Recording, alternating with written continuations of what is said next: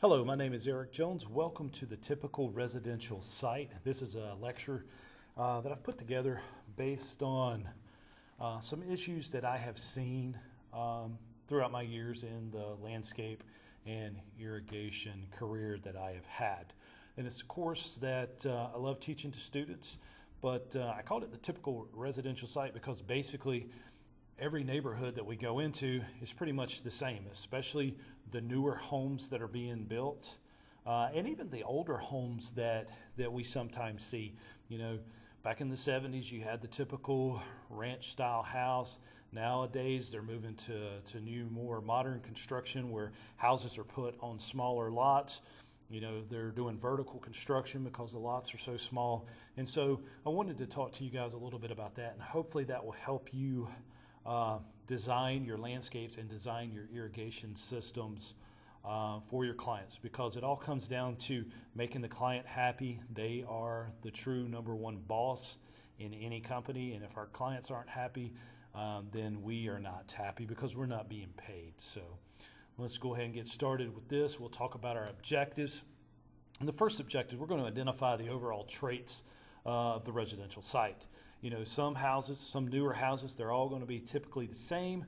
And like I said, even the older homes that we see are going to be very similar, ranch-style house, you know, on larger lots. And then they started moving into the smaller lots and two-story homes, and even some of the townhomes that people are actually purchasing. You know, I'm doing a design now for a client in a backyard courtyard, one of my favorite designs to do. Very small, intimate space. You know, we're going to have a brick paver patio. We're going to have you know, a fire pit and a lot of shade plants that we're going to incorporate into this courtyard for the client. Identify conventional problems of the front yard.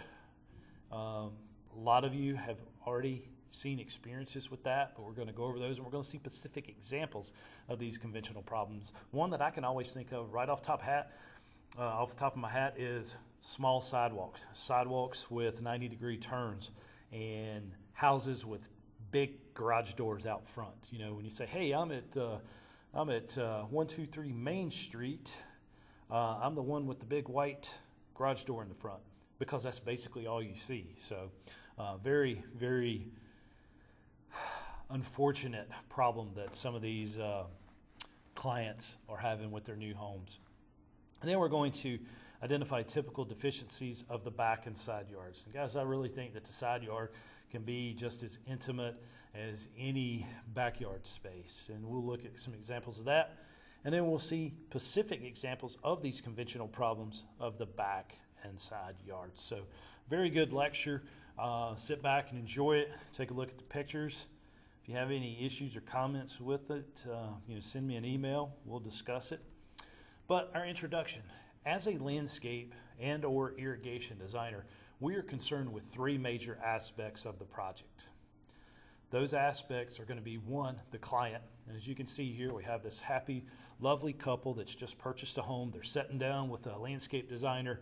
They're going over some traits of the house. They're going over some examples of work that they have done. So we really got to focus on that client. We've got to find out what that client needs. And I always tell my students, we are problem solvers for our clients. We're not landscape designers. We're not irrigation designers. I mean, technically we are, yes, because we have those licenses. But what we are is we are problem solvers for our clients. We sit down and solve their irrigation problems. You know, their problem is their plants need water. How do we get it to them? That's what we're doing. We're also solving the problem of they want a nice landscaped front, back, and side yards. We're solving that problem for them. The second aspect of the project is the site. What is it about that site that we need to take into consideration? Well, for one, the topography, how the water runs off the project, how close the property line is to the house, how close the house is to neighboring clients' homes. So a lot of issues that may be concerned with the site. And I think one of the major issues right now is the size of the lots. I mean, developers are just putting as many houses in a subdivision that they can. and they're pushing that to the limit. And as a designer, it's up to us to help that client necessarily not feel so cramped in these tight quarters. And I kind of give you an instance. We did a landscape design for a house in a subdivision where the property lines were 50 feet wide, only 50 feet wide. Well, the houses that we were putting on there were around 34 feet wide. So the developer, great guy, had an idea to put all the driveways on the left-hand side. And what that did was create more space in between the houses. If some of the builders had put the driveway on the right-hand side or some on the left, you'd have had a mixture, and you may have had houses that were side by side. You wouldn't have had really enough room to even get a 5-foot mower deck around to the back, much less any type of equipment back there. So that was a good requirement that he put out in the when he requested builders to build in that neighborhood. Hey, everybody has to put the driveway on the left-hand side, and it made a very good landscape plan that we got to do for this client. So. And I'm sure you've probably seen that in some of my other lectures as well when we talk about the left-handed driveway project. Now, last thing that we're concerned about is the home itself.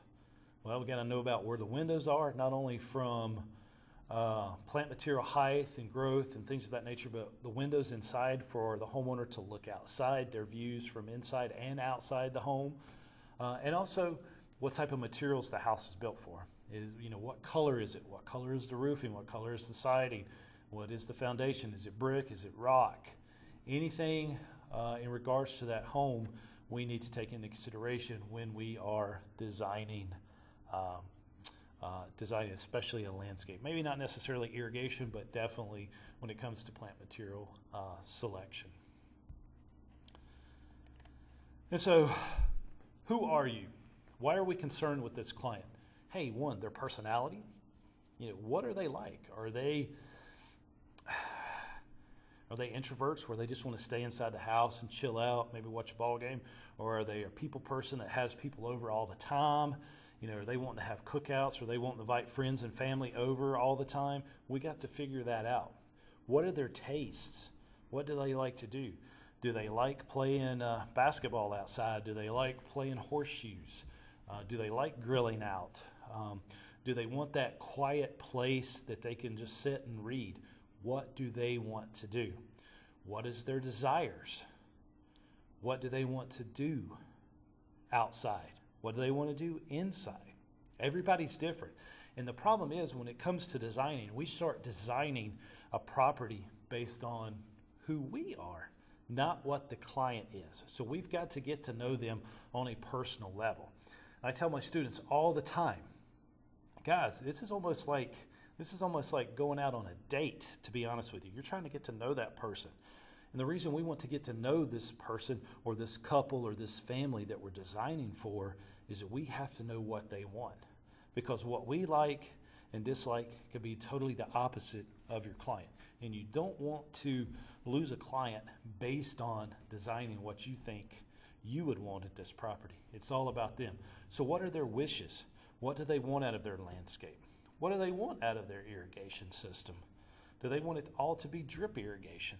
Do they all want it to, do they want it to be 100% irrigated with rainwater? We have to figure this out. And the only way to do that is to get to know the client, send them out a link to your website, have a survey that they can fill out. It gets them involved. It gets them to thinking about what they want. Sometimes we have to help them understand what it is that they like. And a good designer can bring that out in their clients. And then what is their lifestyle? My lifestyle, guys, I'm at work 24/7. Home is a place to sleep, take a shower, and go to bed. I mean, that's basically it. I'm on the go, I'm on the go, I'm on the go. And I love it. I wouldn't have it any other way. Some people, they're the 9 to 5. They get home, they want to chill out at their house, they want to sit on that back patio, they want to read, they want to have a glass of wine outside. It's totally up to them. We have to figure that out. So what is their lifestyle? They may not want any maintenance with their yard. I just spoke with the client. I'm doing the courtyard. They've got grass in this courtyard now, and it's only it's 11 by 30. I'm thinking, it's 11 feet deep and 30 feet wide. So it's a very, very small courtyard, and it's nothing but a 10 by 10 patio in there, very small, tight quarters, and then the rest of it's grass. They don't want to mow that. I can't blame them for that, because the homeowners association takes care of everything else outside the courtyard. So their lifestyle is, we don't want yard work. We want to come home. We want to just chill, hang out. We do like to grill. We don't want an outdoor kitchen, but we do want a place we can pull the grill outside and use it. So we've got to figure that out. Why are we concerned with the site? Again, here we have this nice little picture of a site analysis. You've probably maybe taken my course in the past, site inventory and analysis, but we have to figure out what is on that site. We have to know the orientation. Where is the sun? Where's the sun rise? Where does the sun set? We have to know the topography. We've got to get rainwater off the property. And this is a big, big issue, guys, when it comes to smaller lots. We don't have the room to work with. We don't have the room to grade and get that much water. So we may have to add some drainage pipe. We may have to add some catch basin to handle this water. What are the views? What are they looking at? What do they not want to look at? We have to perform that inventory and analysis. And then what existing vegetation? This plays a lot in your landscape design. This plays a lot in your irrigation design. What vegetation should remain? What vegetation should be removed? We have to make that determination. And we have to get the client to agree with us on that. Now, what about the surrounding site conditions? What's happening with the neighbor's yard? Well, we just did a huge drainage project where the water, the neighbor to the right, was up on a hill. All the water from that property and the street ran down to this client's house. Well, what we did is went in and we piped off all of the downspouts again, redug it. They'd already had it done once. We added huge 18 by 18 inch catch basins, French drains all around the house, and they have not had a water problem since. But that was the surrounding site condition. It was not his issue, and luckily he had a neighbor that was willing to help pay for that, because he felt really bad that it was his water that was causing issues in his basement. So again, orientation, site conditions, soils, sun, wind, slopes, drainage, and views, major aspects. And guys, your site inventory and analysis can be done quickly. I tell you, when you get that phone call, the phone rings, I want an irrigation design, I want a landscape design, boom, immediately pull it up in Google Maps, pull it up in the geodata of the county that you live in or the city that you live in. You can see an aerial view, even an aerial view in Google Maps of this property. Print it off, blow it up, ask that client if they have a survey. I can take a site survey and draw any property in about 10 to 15 minutes. If it is a good survey performed by a land surveyor or engineer, I can blow it up to the size that I want, look at Google Earth and maps before I go there, and then walk around and make notes on my clipboard. And then I sat down at the kitchen table with the client and start talking about these issues, this inventory and this analysis. Inventory is what's there. Analysis is your expert advice on what needs to be done.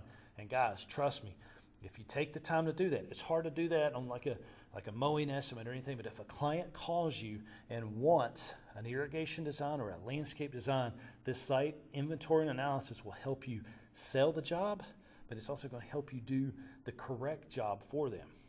If you sit down at the kitchen table with a sketch like this done with some colored pencils or whatever, they're gonna think you're already the expert. And especially if you come in with a survey already drawn and blew up. Yeah, I did this in our office before we came here. And guys, trust me, practice makes perfect. You can take a survey, you got 4-sided property lines, a house, driveway, and usually a patio. That's all you need. And that can be done very, very quickly. Why are we concerned with the home? The architectural style, the floor plan. Hey, is it 2-story? Is it a single-story ranch style? Where are the rooms in this house? What are the decorations? What color is the roof? What color is the windows? What color is the front door? You don't want to have a red brick house and then plant Hershey red azaleas in front of it. It's not going to do justice for the client. You might want to go with a Delaware Valley white azalea in front of it, and vice versa. If it was a white painted brick house, that's where you'd want to put those Hershey reds. You have to know these things when you start designing and picking out specific plant materials, especially bloom colors. Is there any outdoor furniture already in existence? You know, do they want to maintain it? Are they looking for new samples of outdoor furniture? Or are they looking for any accessories? Landscape lighting, bird bath, water features, gas logs, outdoor fire pit, any of that stuff we need to ask the client, and do we need to see if they already have? Is it in the inventory? And is the analysis, we use it, we keep it, or do something different for them?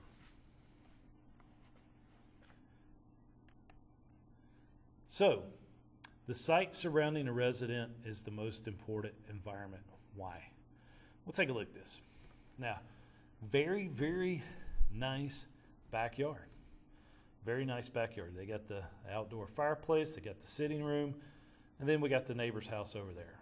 But why do we think that the site surrounding the resident is the most important environment? Why? And let's go back to this. Let me take a look at this picture again. So why do you think it is the most important? For one, the views. You're sitting right here, you're looking over. Yes, we have a fence in, and you know, you can tell this is winter time. But this might when they want to use this fire pit a little more, this fireplace is during the winter time. But you know, what is it right here? How are these people going to be able to look in? So, you know, why would we not want to do some type of other evergreen screening from that house? So, here we're talking about front yard. It's going to serve numerous functions for our residents, visitors, neighbors, and passerbys. For one, curb appeal. Curb appeal is the most important part of any front residential neighborhood. And we have it right here. We have the seasonal color. We have an abundance of perennials, annuals, shrub color. Everything is rocking about this front yard. It's very inviting. And we have the sidewalks that function for the residents and visitors. You know, your eyes are drawn to this house. And as you can see right here, I don't know if you can see my mouse moving right here, but you know, you've got the sidewalk going up there. It's very open and very easy for the clients to get there and the clients' visitors. So, how does one view architecture?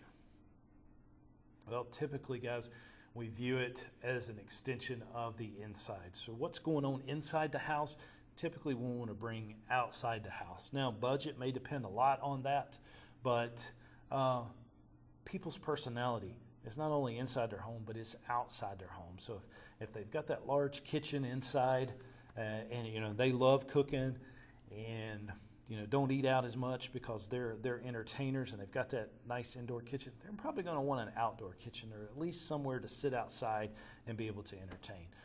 And again, the expression of lifestyle and values of the owners is what we need to take into consideration.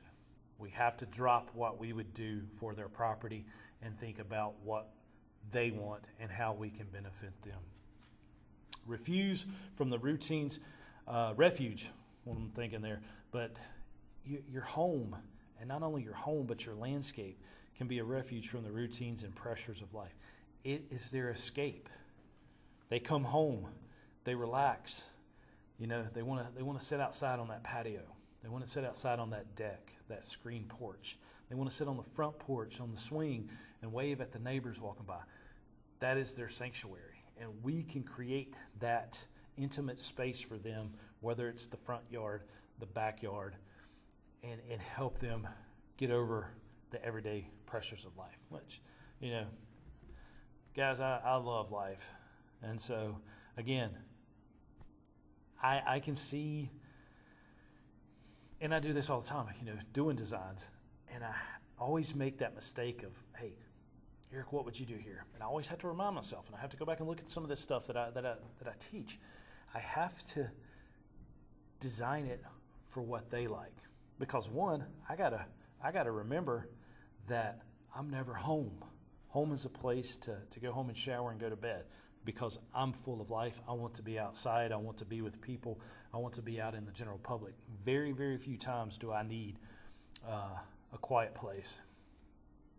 And so there are several common features among most single-family residential neighborhoods consisting of either 1 or 2-story homes. What might they be? They have a lot more in common than you think. So just sit back and think about it.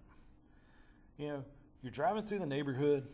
You know, it's a new neighborhood going up. You're driving through. The builders are building the houses. You're kind of looking, hey, you know, need to get some marketing going on in this neighborhood.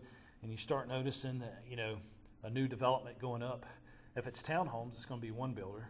If it's a new subdivision being built by a developer, he's going to invite probably 4 or 5 builders to build homes in there. And so, and unfortunately, guys, you know, we've all worked for builders. We know that. We start recognizing that they're using the same floor plan over and over and over again. The only thing they may do is flip the garage on the left side. So they basically just flip the house totally. They don't even have to buy a set of new plans for that. They can get the brick mason to flip it and put the garage on the left or put the garage on the right. And then they're going to change some brick colors and some, you know, vinyl shake and roof colors, maybe window colors. But it's the same floor plan over and over again. So you drive through this and you start recognizing, well, there's Mr. Smith, builder. He's building the same house in this neighborhood 6 different times. Going to look a little alike. Some of them, they may look identical, but they may just be changing brick color. So what else do you think they may have in common? Well, regardless of the size of the site, there are 4 elements of each property. There is the house itself, which can be identical, you know, depending on that builder. And hopefully they are smart enough to change it up a bit. But you're going to have the house, you're going to have the front yard, you're going to have the backyard, and you're going to have the side yards. Now, the difference here is we do have a corner lot house. And this gives great opportunity for a landscape design. It also gives, you know, makes it maybe a little easier to do irrigation. Now, we know we can't put irrigation in what I call the idiot strip, but you know, definitely it's a lot easier to get all of our irrigation around either side. It can get a little hectic here. So my issue in neighborhoods is we have a corner house and you see the builder put the heat and air unit here, the gas line, all the other stuff is going into the house from here, instead of putting it over here and being able to hide it, because this, guys, should be one heck of a curb appeal from both primary and the side street. So, but again, guys, back to the lecture. Regardless of the size, there's going to be a house, there's going to be a front yard, backyard, and side yard. Only difference is you may have a house on the corner street where, you know, both the side and the front yard need to be ranked equally when it comes to landscape design. Even when the architectural features are repeated in a neighborhood, it's hard to find 2 identical houses. Maybe not, right? And we're all thinking about that, but definitely in this situation here. So, and I ask my students this all the time. I show this picture a lot at college. What is one way that we could really come in and do something for these townhouse owners? You know, we do have the garage here, and you know, I'm assuming that this is the backyard, and that, you know, there's steps on the front, but you know, you do have a little patio here, you know, and if this was the front, you know, they'd have accessible steps here. So they're actually driving around the back. They're going inside the house. You know, they do have a nice little outdoor deck, but they have these little islands out here. So what is it you think we could do, you know, for the clients here? Well, for one, some nice street trees would help. There's also container gardening that can be set along the pavement or in here. Containers up on the deck. You could have some vines growing up here. You could have maybe a vertical wall here. So there's all kinds of ways to break up the monotony of these townhomes. And always remember that a relationship between the owner and the house gives rise to a home. It is a place for a unique individual or family. And I really like this quote. A relationship between the owner and a house gives rise to a home. So makes a lot of sense. You may be designing for an individual. You may be designing for a family of 4. You may be designing for a family with 3 or 4 generations in the same house. I've seen that. You have a couple that's just retired. They've had to move in. One of their parents that's still living just for health reasons. They may have a child who's maybe lost their job or going through a divorce that's had to move in. So that's 3 generations in the house. And that divorced kid may have a young child themselves. So we have designed properties that have 4 generations living in the house.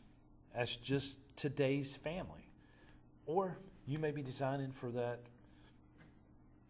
widow or a single man that, just wants minimal maintenance and, a place to chill out on the weekend. So you've got to know what it is. And that relationship between any of the owners and the house makes it a home. Front yard. 2 primary functions: foreground for viewing the home from the street, or voila, curb appeal, and a public area for arrival and entrance to the home. Now you're going to see this picture again just a little bit later in the lecture, but very, very nice front yard. And when you see the other picture, you're going to be like, whoa, but very good curb appeal, very inviting entrance into the home, a little seating area there as well. And I like that because not everybody that comes over to your house, do you want them to come in. So that'd be the place where I'm hanging out waiting for my daughter to get back on her first date.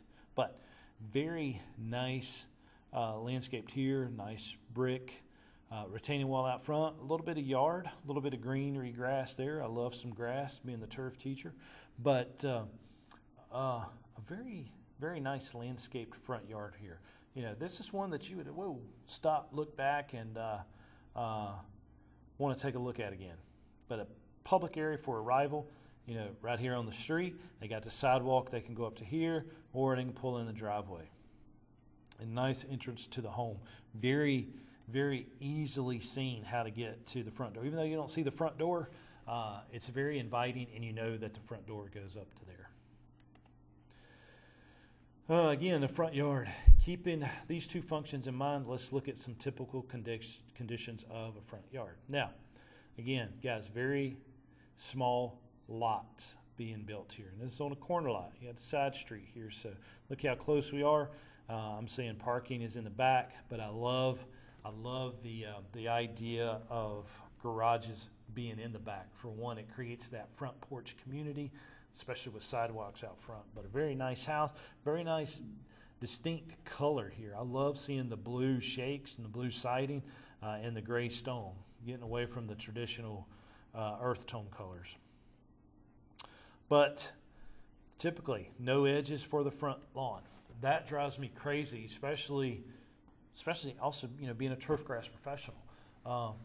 You've got a property that you're taking care of to the max, keeping it weed free. The next door neighbor just doesn't do so much. Bermuda starts creeping in, weeds start creeping in. It just gets really, really nasty. I have to have a separation. I've never lived in a subdivision. Grew up on a farm my whole life, still do. I don't know how I could do that. I would have to have some type of shrub border or something that would separate, my turf grass from the neighbors. And here, we see 2 different types of grasses here. You have a warm season and a cool season grass. So you definitely have to have something to keep it from encroaching. So even though that may get underneath that brick or whatever, depending on how deep it is. But I do like this edging. I would do more of a shrub bed here, but they may be limited on space with the distance between the houses. But no edges for the front lawn. Dominant driveway and garage door. Like I said, hey, I live at 8122 Main Street. I'm the house with the white garage door. And I guarantee you that this house has been built in the neighborhood before. There's one a little different over there, if you can see it sitting behind the dumpster. Basically, all you see is big white garage door and all this concrete. So, not much you can say here. It's a nice looking house, very nice house, but really the only place you could put this garage door is towards the front. So, it'd been nicer if there would have been a way to do it on the side, but again, with the narrow lots, it's probably not feasible. Narrow sidewalks. Builders love saving money on concrete. They're going to spend an extra $100 by doing it, maybe a couple $100. Maybe get another yard of concrete. You could have had 6 inches wider, or a foot wider, depending on how long the sidewalk is. But I've seen it many a times, 3-foot sidewalks in a neighborhood up to the front door. This is a problem when you're trying to get grandma from the curb into the house. She needs somebody to walk beside her. If you're getting into this house, you're going to be walking beside her. Then you got to deal with that step. You're going to have to walk around the planter there. You're not even going to be able to hold grandma's hand and help her through it. You're going to have to be pulling her up this sidewalk or pushing her, because you're not going to be walking beside her. Entry walk hidden from view. Now, you're walking through here. You may not see that up here is the entrance to this house. Or you could drive by so quick and not really understand where it's at. Make sure it's very visible. Curving that in a little bit would have helped to do that. But still a nice little landscape here, but would make that entry walk a little more visible. Now, I think we just seen this house, did we not? Think about it. We saw it a while ago. This house we're going to scoot back to it. There we go, guys. Look at the difference. Complete renovation. So, different paint, paint the windows, added a brick sidewalk, retaining wall right here. Just really did a number on this house and made it very inviting. So, it's visible, but it lacks visual interest. And so go back and look at that previous picture with the brick sidewalk up to it. Had the little seating area, had the landscape here. You got these unsightly steps going up here, but we really did a number on this house. Nice project. Entry foyer too small. Again, guys, even though you pull right up outside here to these townhomes, we take care of, taking care of several HOAs in the past where the houses are like this. I mean, you're right on top of each other. Everything outside is common space. You're able to pull up right here. But what if it's pouring down rain and you're trying to get groceries in? Or you've got a visitor coming over in bad weather. They have nowhere to stand. It's small right there. What if it's, holiday season, people coming over for your Thanksgiving or, Christmas party, birthday party, anything like that? Only one person's going to be able to stand there. Everybody else is going to be standing out here on the sidewalk. Make sure that you can add on or do something with that foyer. It's kind of hard to do that here, but it'd been nicer if it could have come out here a little bit more to make it easier for guests. Entry foyer lacks enclosure.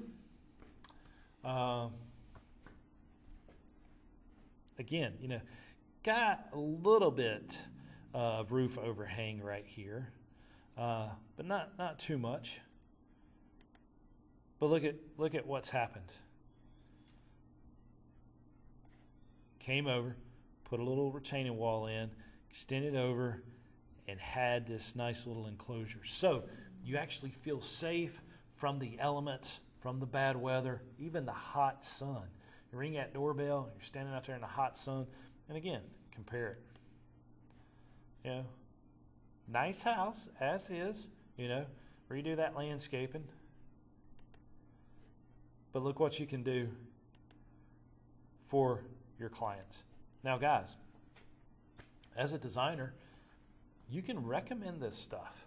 You're a designer, you know, and I still recommend to this day, and I always will. We're landscape contractors, we're irrigation contractors. Guys, go ahead and get that general contractor's license. Have it. It's a lot, that test is a lot easier than the irrigation or the landscape contractor's exam. The GC exam is easy. You know, we had one for years. You know, don't carry it now. We'll eventually get it back. You know, it's time to do that, especially with the larger landscape and the designs that we're doing. It's just one extra protection that you can have. But guys, guess what? You know, even in pro landscape, basically, you know, offer this service for them. Hey, let's change out the garage door. Let's change out the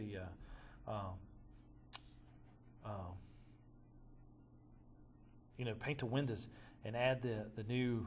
Well, Mercer can't even think of what they are, but you know, change the colors on the not the blinds, but the shutters. You know, repaint the front door. Add this little retaining wall here. You know, do some stamped concrete on the driveway. You know, as a designer, specify that. Show the clients that, you know, get it done for them. Again, we're helping them solve their problems. We turned this house into something pretty amazing. Pretty amazing. You know, it's a winter picture. You know, the leaves are off the trees, but, you know, nice property.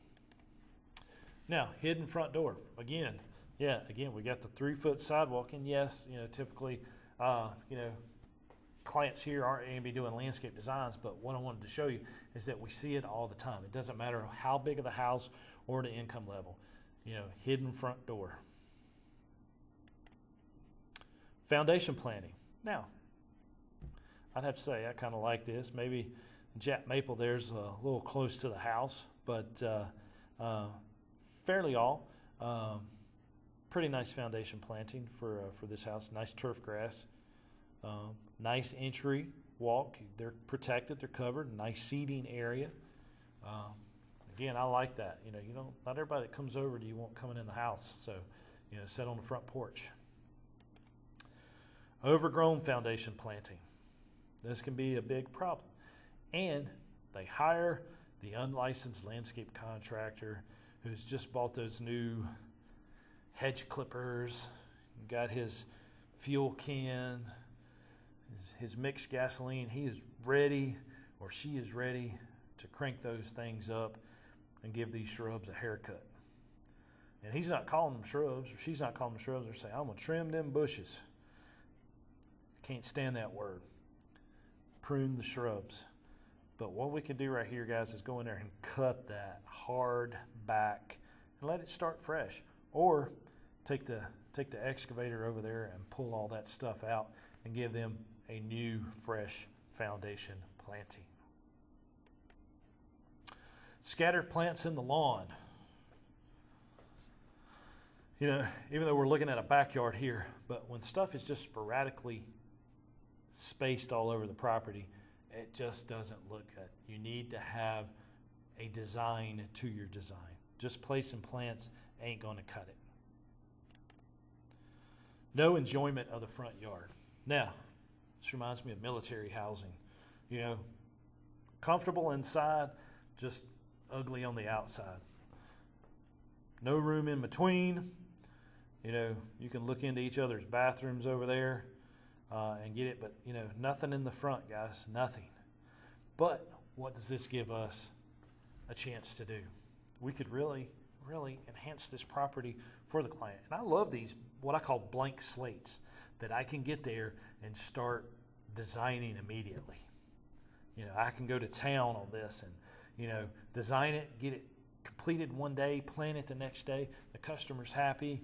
All kinds of things that we can do with a clean slate like this. But, you know, there is no enjoyment for this homeowner right here. But our challenge as designers is to improve these conditions so that the homeowners can have an attractive and useful space that is easy to maintain and irrigate. Now, you're probably looking at me like this.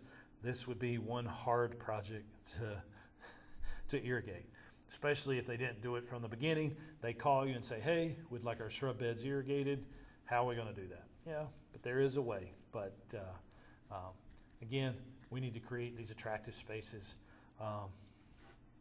that is easy to maintain and irrigate. Love this house here. All right, the backyard. There are three major functions of the backyard. What are they? Now, I might not stay at work as long as I do if this was my backyard. I would want to come home to this and chill out, but I'd have me a design table set up over here. I'd have me a camera and microphone so I could do my lectures for you guys over here, and I'd just chill out all night. But they are one, outdoor living and entertaining. Having people come over, sitting outside the house, that's the way to be. You know, I love it that my daughter's friends want to come over to the house instead of them going over there. Keep an eye on them a little bit better, even though I'm not home so much now. But, you know, that's what you want. You want your friends, you want your family members to come over. You need to have a space like this. Recreation. Now, think about the family that I said that could have 4 generations living in the house. Or you could have grandparents that are taking care of the grandkids during the day. And you might go over to an elderly couple's house and think, they don't need a playground. What do they need a playground for? That might be the main thing they're calling you for. Hey, you know, do you guys build play sets? You know, we just want a swing set put up. We want to slide on it, something simple. You know, because they're keeping their 2 grandkids while, you know, their daughter or son works. And what other types of recreation is going to go in this backyard? All right, utilitarian activities. Hey, gardening is going to be done in the backyard. Your shed, your potting shed, any type of greenhouse you're going to put out there, but anything that's going to pertain to utilitarian is going to be out there. Most backyards have the following conditions. Lack of separation. Again, house, no room. I mean, heck, man, they almost look like they're touching. Yeah, a little more space there, but, you know, crazy. No separation at all. I mean, you got the grill. You do have a fence right here, but unreal. Fenced backyards. You know, you're going to see that a lot in the neighborhood. But I don't want any shade on my house. I just want the sun to beat down and reflect off this concrete. So, crazy. Again, I call this a blank slate. I could go to town with some sketch paper and Pentel sign pen and come up with some cool stuff for clients like this. Dissimilar visual character. I threw this in there, I guess, as kind of a joke, but you know, everything looks the same. Even the front and the back would look the same on this type of townhome. Undersized outdoor living area. Now, you've got the grill and you've got the table. There's no room to stand or anything. Everybody would have to come off the deck. So what would be a great opportunity here is to come off these steps and do like a brick paver patio, because if you're going to be sitting up there eating, you want a place where you could probably sit down here with like a lounge chair and do some reading. But you see the builders all the time, you know, that 10 by 10 or 10 by 12 patio in the backyard. Lack of privacy, you know, there is none. I mean, look out here, nothing. Come out the door, there's a little patio there. They did put up a fence, but no privacy here. I mean, you can't do nothing in your backyard in this neighborhood. And so we can do that as designers. We can create screening for them. We can create that intimate urban oasis for the clients. And again, it all depends on budget and how much money they're willing to put into it. Harsh microclimates. So now I wouldn't call this one as harsh, but I just wanted to talk a little bit about that, because what if it's an open, sunny yard, as we've seen right here? I mean, the sun beating down on this, I mean, you couldn't put any azaleas, rhododendron, any shade-loving plants in there. That would be a harsh environment.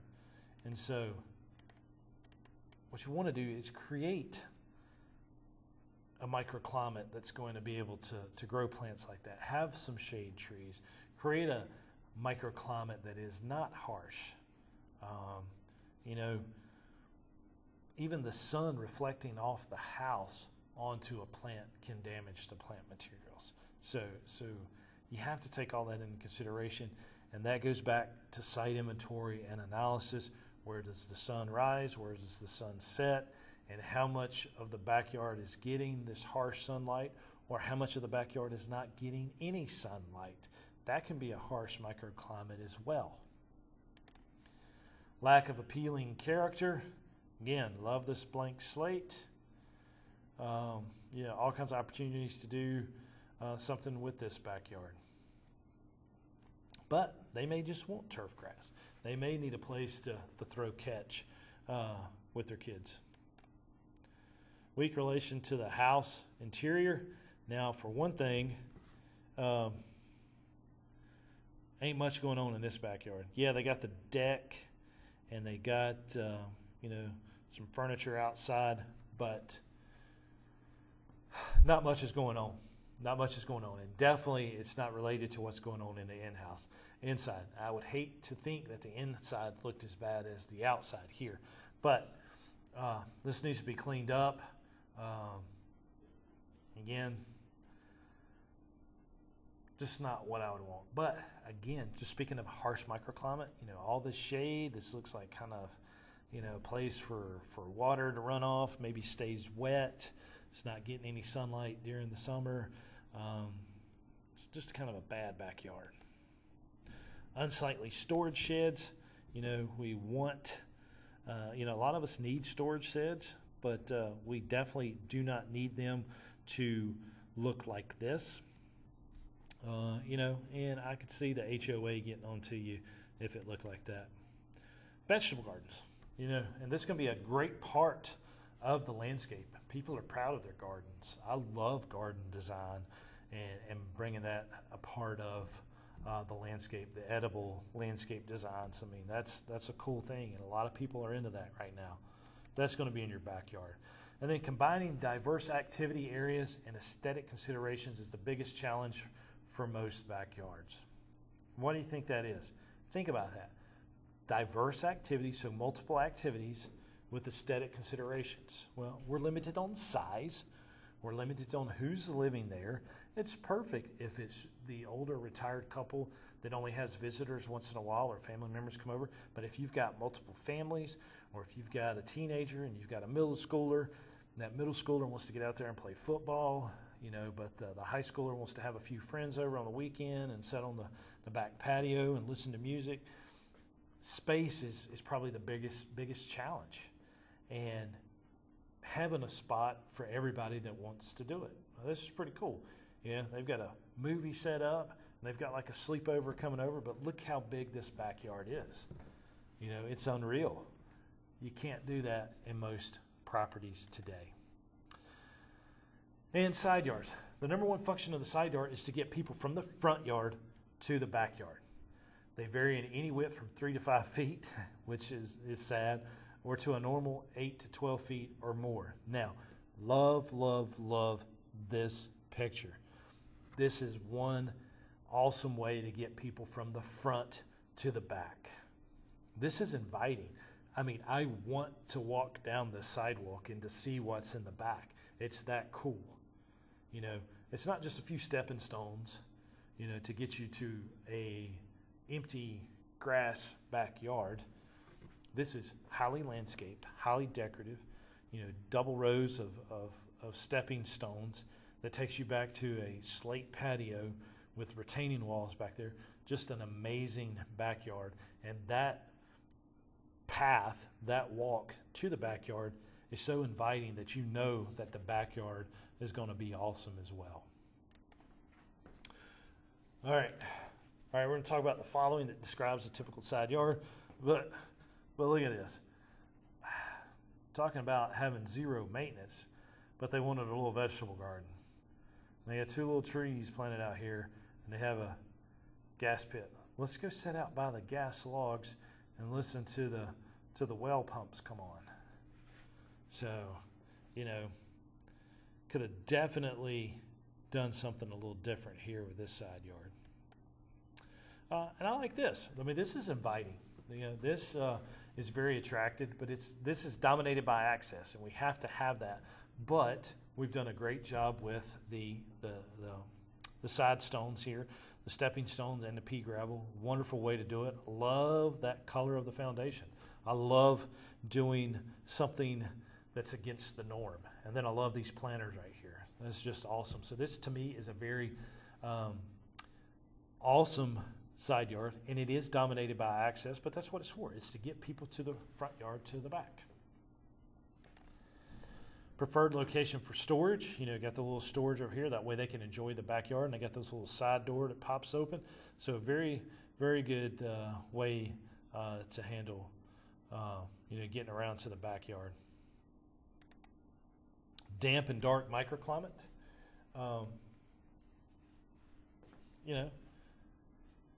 Can be taken care of, remove some of that.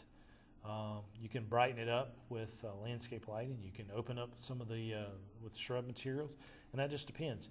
These are going to be your traditional houses that's been there for several years. Nothing is going to be like this on the new homes unless they are just slap up against each other and there gets no sunlight in there between it. And no way for water to get out to escape that side yard. That all depends. Wasted space. A lot of times we do see that, but nice little landscape here, and access to the back.